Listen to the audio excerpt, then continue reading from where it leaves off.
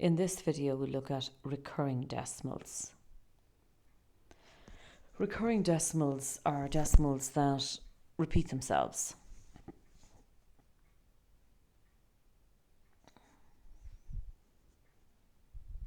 We could have 0.3 recurring. We notice that this little dot tells us it's recurring. So that's 0.333 and so on.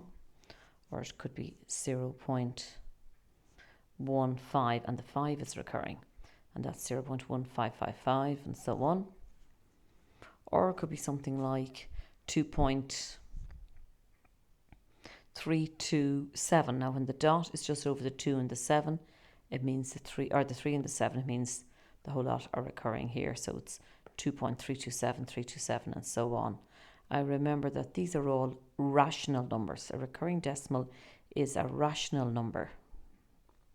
So recurring decimals are rational numbers.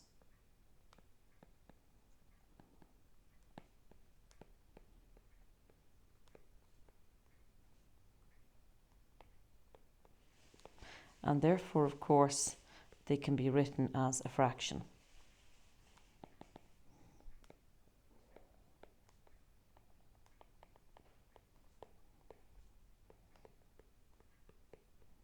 And that's what we're going to do in this video. If we take a look at this question, we're asked to write the recurring decimals in P over Q, in other words, as a fraction. We'll take the first part, 1.2333 and so on, so it's 1.2 and 3 is recurring. Well, look at the part of it that's recurring, keep that separate.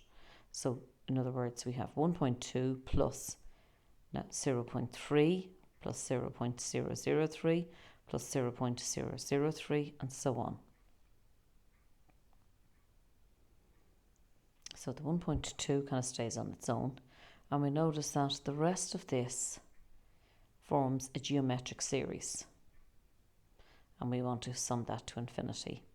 So it's the sum to infinity because it goes on and on forever.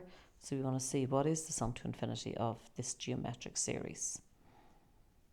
The first term, A, is 0.03, and we can see by inspection that the common ratio is 1 over 10. We multiply 0.03 by 1/10 to get 0.003.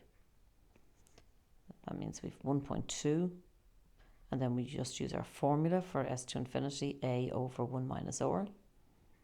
That gives us 1.2 plus a, which is 0.03,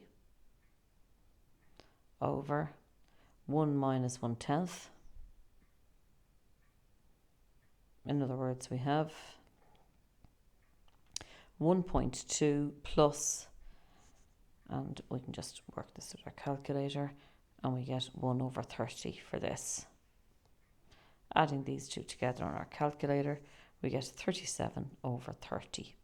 In other words, 1.2333 and so on is actually the fraction 37 over 30.